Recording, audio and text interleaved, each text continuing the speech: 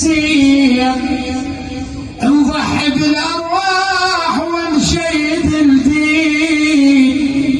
قل ليش طلقنا النسا وعفنا الديار كون حقا للمجد نجريلها.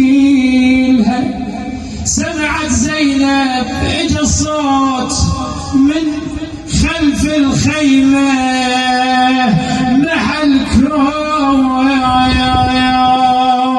أنا يا أهل الشيم هذا محلكم يا الشيم هذا محلكم من ناس بيكرام منكم تخلون بالحوم حرمكم. سمع العباس اجا زينب قال زينب خايفه وانا موجود يا ابن والد قلت الحيله جنينين والجيبه في جيبه يزيد احتشم زلمه ويا خيل. ابن ضاير طلع من الصواوين وسلم على عقيله وتهمل العين.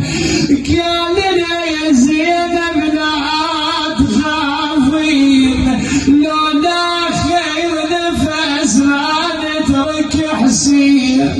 كفو قالت لو كفو منكم يا الاطياب وبوقت النفات بين الاصحاب بعد ساعه وتداول على التراب وراح الوقت يفجعنا يا الاحباب. هذا الجيش متجمع شعبته ومن يهجر صحت يا من يرده. القلب ردك يا ابن ظاهر تبرده وباكر لا تعوف حسين وحد. قال الوسن ما مر بالعيون ويطر الفجر ربعيتان. والله وكفوا منكم الربعك حبيب. قال الوسن ما مر بالعيون ويطر الفجر ربعيتان. باكر كده وقبالك يطيحون ويا حسين خيج ما ينتصرون. صعد خويا مجرد ربعك وميزت اللي يعوفك واللي يتبعك او يريد من عدو يودعك. سولف خويا خل اختك تسمعك. خويا هذا الجيش متجمع شعدته صحت.